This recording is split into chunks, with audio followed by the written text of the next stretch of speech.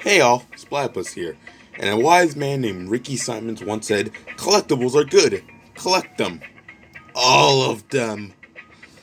It brought a tear to my eye and a very happy valve on my face.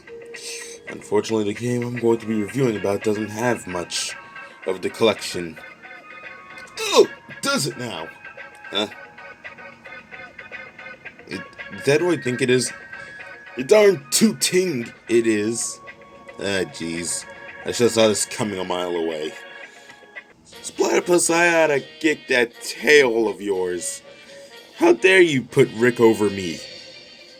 Whoa, what? Don't play dumb. You put Rick over me last time. What? Oh, you mean last time. Yeah, truth be told, I didn't enjoy Rick's company. Dude, you know we have a podcast. Greg and Rick, not Rick and Greg. Apologies, Greg. How do I make this up to you? Well, for starters, tell me, what's the game we're reviewing? Boogerman. Oh, okay. Which version? Genesis. Oh, okay. Shall we commence in the review? Sure. Anywho, Greg of the Pooganators, this is Boogerman. Ew. Just ew. Yeah, this is only the tip of the Grossberg. Anywho, Boogerman is a 2D platformer created by Interplay and released for the Sega Genesis in 1994. Later on, it would get a port to the SNES in 1995. Wait, wasn't it also on the Wii? Yes, namely the one we're talking about, the Genesis version. That's a little weird. I mean, Genesis on Nintendo. What's next? Nintendo on a Sega CD? Don't be silly. Hey, anything can happen these days. Basically, you play as the superhero Boogerman. You run, jump, fart, and flick boogers. Ew, disgusting. However, Boogerman only has a limited supply of his own snot and farts. Oh.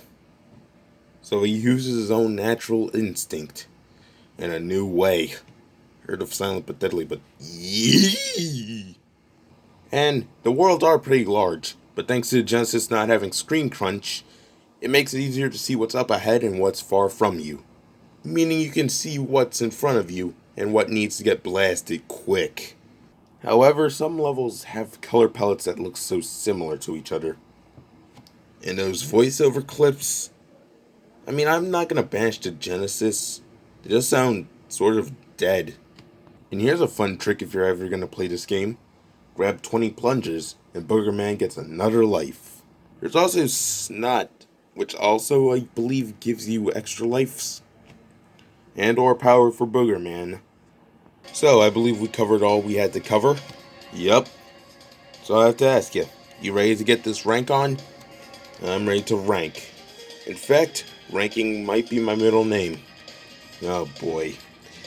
I knew you were going to say something silly like that. Oh, come on. You know me and Greg. I mean Rick. Okay, let's get into the ranking before you have a case of mistaken identity. So, we have 78 for both story and audio, and an 81 for graphics, even in spite of how confusing things are.